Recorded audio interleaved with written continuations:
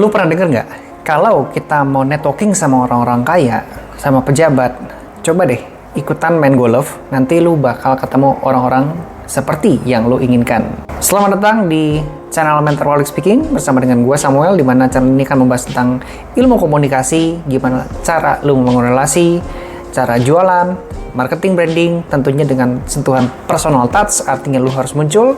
Dan hari ini kita akan membahas tentang mitos yang katanya kalau pintu rezeki mau kebuka harus cobain main golf. Bener apa salah? Mari kita mulai pembahasannya. Jadi ngomongin soal networking ya sama orang-orang yang katanya di tempat-tempat main golf itu adalah pilihan yang tepat. Menurut gua nggak salah, tapi juga nggak benar 100% ya. Jadi kalau lu mau networking, kita nggak harus main golf, tapi kita juga bisa membayar eksklusif member di sebuah komunitas bisnis ya. Yang gua kenal, so far, misalnya lu bisa ikutan BNI, ya, Business Network International, lu cari aja deh di Instagram, itu banyak tuh BNI itu. Pilih aja rayon terdekat, ya, dan lu bisa nanya adminnya. Kalau orang-orang di BNI Anu, chapter Anu, banyaknya orang mana? BNI Anu, banyaknya chapter ini banyaknya orang mana? Nah, lu tinggal tanya aja sama adminnya. Terus, kalau kita juga bisa bayar eksklusif member, kayak misal ikutan Lions Club gitu ya, Rotary gitu, itu adalah komunitas-komunitas bisnis eksklusif, yang mana kita bisa bernetworking juga, jadi nggak harus main golf. Atau lu bisa cari juga komunitas saham, ya, di mana memang orang-orangnya main saham dan pasti punya duit dong, ya kan? Jadi kita nggak usah menutup pikiran juga sih harus main golf. Itu poin pertama. Terus yang kedua, ini ada mindset ya yang harus gue kasih tahu sama lu, bahwa ini nggak tepat banget. Jadi pembahasan kita pertama, you need to set up the mindset ya. Pertama nih ya, pertama adalah give first, gain later. Itu harus yang lu punya. Yang kedua adalah lu harus tunjukin minat asli alias genuine interest ya, nggak boleh fake sama berhubungan sama orang. Yang ketiga, kita harus menjadi seorang problem solver ya. Yang keempat, skill sosial itu lebih penting dari skill teknis di awal. Yang kelima, jadi orang harus yang haus belajar. Yang keenam, kita akan membahas tentang kekuatan lingkaran kedua. Dan dimasuki ke yang ketujuh, kita akan masuk ke dalam sebuah kesimpulan. Oke? Jadi gue bongkar dulu ya, dan gue pengen lu punya persiapan sebelum networking. Ini yang harus lu lakuin sebelum masuk lapangan golf. Oke? Jadi ilustrasinya begini teman-teman ya. Jadi anggap aja nih, lu adalah orang bukan siapa-siapa, oke? Nah, mungkin pekerjaan lu yang pertama adalah cleaning service, kerjaan cuma bersih-bersih. Kerjanya cuman apa ini ya? Misalnya ya, bersih-bersih, bersihin kaca, bersihin rumah, bersihin lantai. Nah, kemudian one day lu ngobrol nih sama temen ya, nongkrong lah di warung kopi. Bro, lu kalau mau punya koneksi, coba deh main ke lapangan golf ya. Lu harus main golf di sana, nanti lu bakal ketemu pejabat, ketemu pengusaha, dan duitnya banyak-banyak tuh. Nanti lu cobain gaul di sana. Dan lu termakan isu itu mentah-mentah, akhirnya dengan duit seadanya, mungkin lu juga pinjem sama keluarga kali ya. Atau mungkin lu punya istri, lu pinjem juga duitnya, lu pakai duit rumah tangga, akhirnya lu berusaha beli stick golf seada-adanya, dan akhirnya lu juga membayar membership golf bulanan. Ya, ikutan tuh lu main golf. Beneran nih, ketemu lu orang kaya di sana. Ada orang kaya yang punya caddy-nya banyak ya, kemana-mana naik mobil tuh ya. Akhirnya lu main lah di lapangan golf. Nah, terus lu kenalan dong sama si entrepreneur nih. Ya, anggap aja namanya Pak Rizky lah. Pak Rizky ini pengusaha misalnya di bidang tambang. Terus ketika dia kenalan sama lu, dia tanya, lu main golf juga? Anggap aja nama lu adalah misalnya Budi ya. Lu namanya Budi, si pengusaha tambang ini namanya Rizky. Si Rizky nyapa, Pak, main golf juga nih Pak. Lu kan belum terbiasa dong sama gaul sama orang-orang kaya kan. Lu akan merasa kikuk di sini. Oh iya Pak, saya baru pertama kali main golf nih. Biasanya kayaknya gitu-gitu. Nah, maksud menghina ya, ini bukan menghina ya, tapi the meaning gua merasakan ketika gua belum di level orang kaya, belum merasa punya vibes orang kaya, kayaknya gue merasa rendah diri aja gitu ketika ketemu pengusaha-pengusaha sukses gitu. Jadi gaya gue seperti itu biasanya tadi, gue akan begini-begini. Nah, si Paris akan merasa aneh juga, kenapa nih orang kok gayanya aneh gitu ya. Nah, nanti biasanya mindset yang pertama kali muncul adalah, ini selevel nggak sih sama gue? Ini cocok nggak sih gaul sama gue gitu? Itu biasanya pikiran pertama yang bakal muncul di kepala dia. Nah, karena gue juga pernah di posisi yang begitu, ketemu orang yang begitu-begitu, gue jadi langsung merasa ini kayaknya aneh ya, gitu posisi. Ya, oke, anggap aja Pak Rizky adalah orang yang positive thinking, menganggap semua orang itu setara sama dia karena berada di lapangan golf yang sama. Ya, akhirnya kalian mulailah ngobrol. Pak Rizky nanya, ya usaha apa Pak Budi, usaha apa nih Pak Budi? Oh saya belum punya kerjaan. Loh, belum punya kerjaan? Oh jadi sekarang kok bisa main golf? Iya, saya pakai ada makan tabungan lah. Jadi saya main golf nih buat nyari kenalan.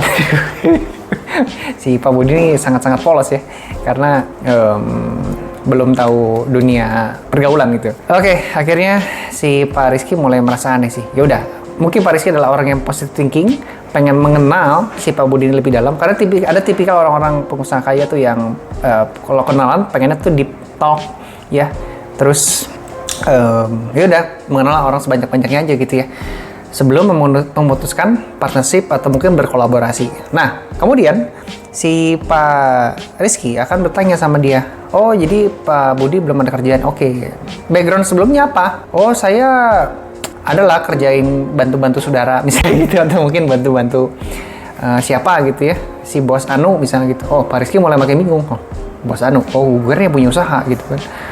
Ya udah, intinya ngobrol lah, makin ngalong ngidul, yang mana ini buat mempererat kedekatan.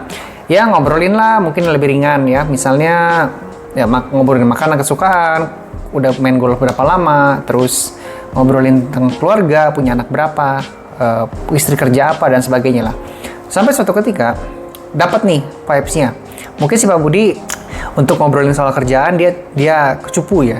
Tapi ketika ngobrolin keluarga, makanan kesukaan, mulai nyambung di sini ya. Nah, Pak Rizky mulai mendapatkan vibes yang lebih asik nih, ngobrol sama si Pak Budi ya. Kemudian ketika ngobrol lebih asik, ngobrol lebih panjang, akhirnya Pak Rizky mulai menawarkan peluang kolaborasi sama si Pak Budi. Pak Budi, saya tuh lagi ada keperluan ya untuk digital marketing. Jadi tuh belakangan tuh nggak tahu kenapa omset perusahaan saya tuh sepi. Jadi saya kepengen mencoba pemasaran digital marketing. Pak Budi bisa bantu? Ya, Pak Budi kan kita tahu ya, tadi kan dia adalah seorang cleaning service yang ya udah kerjanya bersihin kaca, bersihin lantai dan sebagainya. Pak Rizky lagi butuh digital marketer. Merasa Pak Budi ini adalah orang yang cocok, ditawarin tuh peluang kolaborasi. Pertanyaan gua ya, si Pak Budi bakal bisa ini nggak, terima kerjaan ini nggak? Ini kesempatan loh, ya, ini adalah peluang loh. Bisa diterima nggak? Ya jawabannya enggak ya, karena si Pak Budi nggak punya skill untuk digital marketing, ya kan dia nggak paham ya. Nah terus gimana dong? Ya udah, ujung-ujungnya, oh maaf Pak, saya nggak bisa Pak, saya baru dengar sih. Oh ya udah gitu, akhirnya pembicaraan pun bubar. Nah kalau si Pak Budi ya, alias lu tuh, ya lu kan Pak Budi ya, mencari lagi orang lain, mencari kesempatan, mencari peluang, dan kebetulan ketemu bos-bos lagi yang mungkin mencari mungkin jago tax ya di bidang pajak, mungkin jago di bidang finance, mungkin jago juga di bidang HRD rekrutmen, yang mana ini bidang-bidang yang value-nya tinggi, dan biasanya bos-bos kan lebih concern di founder ya, mereka jarang menguasai skill-skill teknikal seperti ini, dan dia menawarkan kesempatan sama si Pak Budi alias lu tuh, dan ternyata nggak bisa, berarti peluangnya lewat dong ya. Jadi kita mau cari peluang, mencari rezeki di lapangan golf, udah lewat begitu aja, salah dong berarti dong, ya nggak? Bener nggak? Nah kalau kayak gitu berarti ada yang kurang pas. Apa nih yang harus lo persiapkan? Makanya kita mulai di pembahasannya. Kita mulai masuk ke pembahasan yang pertama ya teman-teman ya. Jadi ada hal yang lo harus persiapkan sebelum masuk ke lapangan golf nih dan bernetworking sama orang-orang kaya dan pejabat. Pertama, lo harus bayangin dulu dan juga lo harus cari tahu apa sih kebutuhan mereka tuh, kebutuhan orang kaya tuh apa sih ya, mereka tuh mau ngapain sih. Nah setelah lu tahu, mungkin lu bisa searching di internet lah, atau mungkin lu discuss sama ChatGPT, atau mungkin lu baca-baca berita ya, nah, itu orang-orang kaya tuh ngapain sih, atau mungkin lu bisa cari tahu juga di CS Golf ya. Ini lu datang ke meja administrasi, kemudian nanya, Pak anggota di sini siapa aja, misalnya Pak siapa, terus mereka usahanya apa aja. Oh mereka usahanya begini. Nah, apa sering kepo-kepo nggak kalau si pengusaha-pengusaha ini suka ngomongin apa aja? Cari tahu tuh. Setelah lu cari tahu, coba lu research bagaimana mereka itu punya masalah dan lu bisa pecahin ya, itu poinnya. Jadi dengan lu punya solusi, lu ngobrol ke tempat mereka itu nggak kosong, nggak kopong gitu loh. Jadi datang punya solusi. Nah, ini disebut dengan mindset give first, gain later ya. Give first, gain later. Jadi lu udah tahu solusinya apa, harus gimana, oke? Dan di sini kita bisa menjadi pendengar yang baik terlebih dahulu, yang ngobrol sama mereka, dengerin curhatan mereka. Terus kalau kita nggak punya skill, ya udah santai aja. Lu bisa jadi broker untuk mecahin masalah mereka gitu. Ya, jadi broker aja. Misalnya lu punya kenalan nih, teks di bidang teks ya, mungkin saudara lu atau teman lu tuh siapa gitu ya. Nah, lu datang ke sebuah lapangan, lu tanya masalah mereka apa. Nah, lu coba kenalin tuh, koneksiin.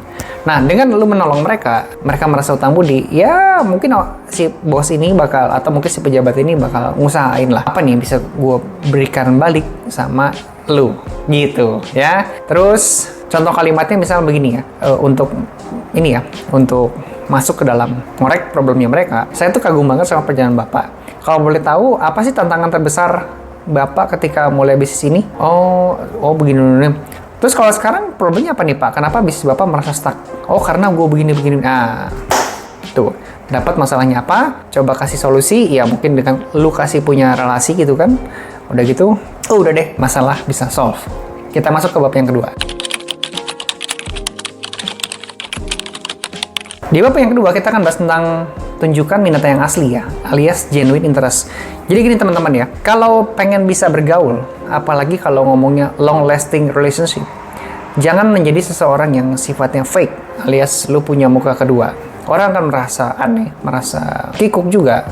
Kalau misalnya bergaul sama orang-orang yang terasa nggak genuine, nggak asli, nggak original, jadi dia akan merasa ini cocok nggak sih jadi teman gue gitu ya. Nah contohnya tadi kayak contoh gue di awal-awal, lu nyapa orang kayak begini-begini, emang lu sarannya begitu kalau nyapa orang? Kalau sarannya begitu mungkin ya udah sih gitu. Tapi kalau lu nge-fake ya, membuat diri kita palsu ketika bergaul sama orang di atas kita, makanya itu akan jadi aneh. Nah, jadi you need to be a genuine. Jadi kalau untuk bisa genuine, lu bisa berani mengemukakan pendapat. Kalau nggak setuju, bilang nggak setuju. Kalau setuju, bilang setuju ya. Terus kita juga harus update nih mengenai tren isu terkini ya. Kalau sekarang lu berada di lapangan golf, berarti ya minimal lu ngerti lah cara main golf, ngomongin stick golf, jadi obrolan bisa nyambung tuh. Terus tren sekarang apa nih yang lagi hype? Oke, ngomonginnya AI. Oh, berarti lu juga mesti update nih ngomongin soal AI. Terus kalau ngomonginnya makanan, kuliner, oke, berarti lu juga mesti update minimal tahu lah tempat-tempat yang lagi hidden gem gitu kan. Tren-tren terkini, anak-anak Gen Z tuh lagi kemana arahnya. Nah, lu update tuh di pas itu. Jadi ketika ngobrol, itu nyambung sama si orang tersebut.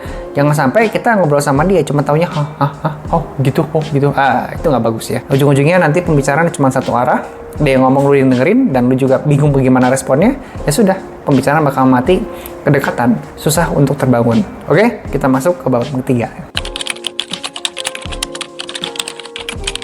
Sekarang ngomongin soal menjadi seorang problem solver ya. Nah, teman-teman, jadi kalau menjadi seorang problem solver, nggak harus kita ahli di bidang tersebut, tapi minimal punya koneksi. Nah, tapi untuk punya koneksi yang tepat, nggak mungkin dong kita berteman dengan banyak orang. Nggak mungkin ya. So, kan tadi gue udah bilang ya, lo research dulu peserta-peserta yang ada di golf rata-rata tuh butuhnya apa aja. Skill mereka tuh cupunya di belah mana. Yang mereka tuh pengen dikasih solusinya macam gimana. Ya kan, lo research dulu. Nah, setelah lo tahu kurang lebih masalah mereka apa, baru nih lo cari tahu nih koneksi macam mana nih yang bisa lo ajakin gaul. Ya, itu poinnya. Terus, ketika lo sudah punya koneksi, lo bisa hubungin orang tersebut sama koneksi lo. Terus, lo juga bisa kasih sudut pandang unik. Kalau masalah si bos tersebut bisa diatasin, bakal ngalaminnya gimana dan kenapa harus sama orang ini. Jadi di pas ini kita nggak ngerti technical skillnya, tapi lu bisa mengendorse orang ini dan akhirnya bos ini bisa terkoneksi, hubungan bisa terjalin, dan maybe lu sama si orang ini bisa sharing komisi ya. Kalau laku, gue minta komisi berapa persen, atau mungkin lu jual berapa, nah nanti gue kebagiannya berapa, misalnya gitu ya. Itu juga part dari dapat rezeki.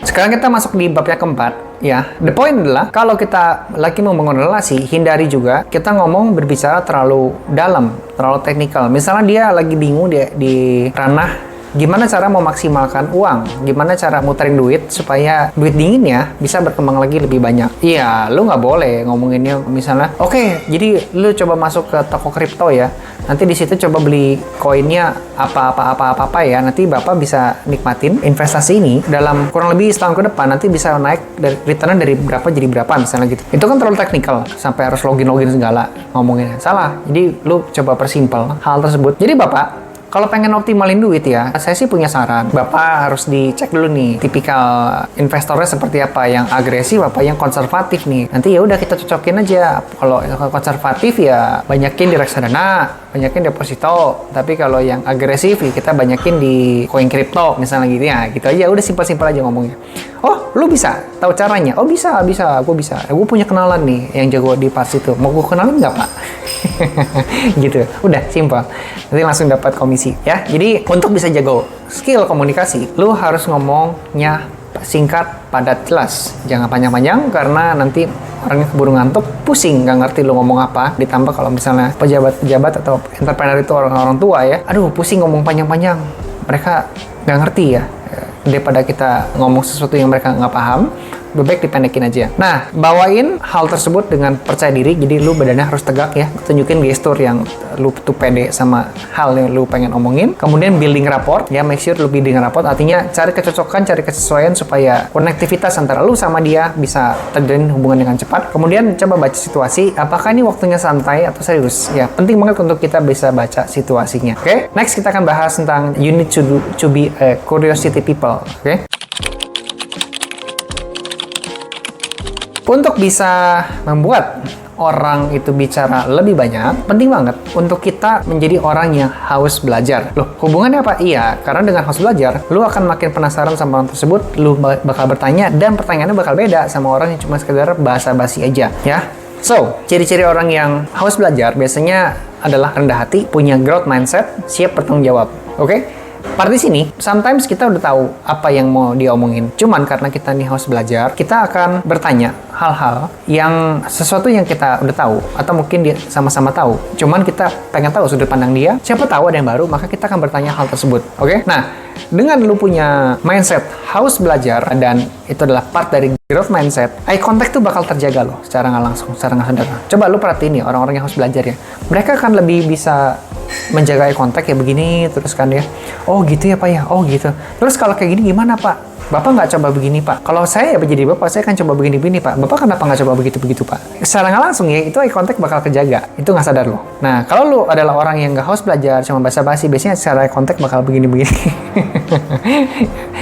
Cuma basa-basi aja tuh, lu bakal mengeluarkan bahasa-bahasa tubuh yang menunjukkan kebosanan. Dan jujur, manusia adalah makhluk energi. Nah, jadi kalau lu merasa bosan, biasanya lu bicara pun akan merasakan hal yang sama. Dan ketika pembicaraan mengarah ke sebuah kebosanan, stuck, ujung-ujungnya relasi susah terbangun gitu ya. Jadi penting banget untuk kita menjadi seorang podcaster, yang mana podcaster itu adalah orang yang haus belajar dan pengen tahu lebih dalam dari si sumber informasinya, ya, dari narasumbernya gitu.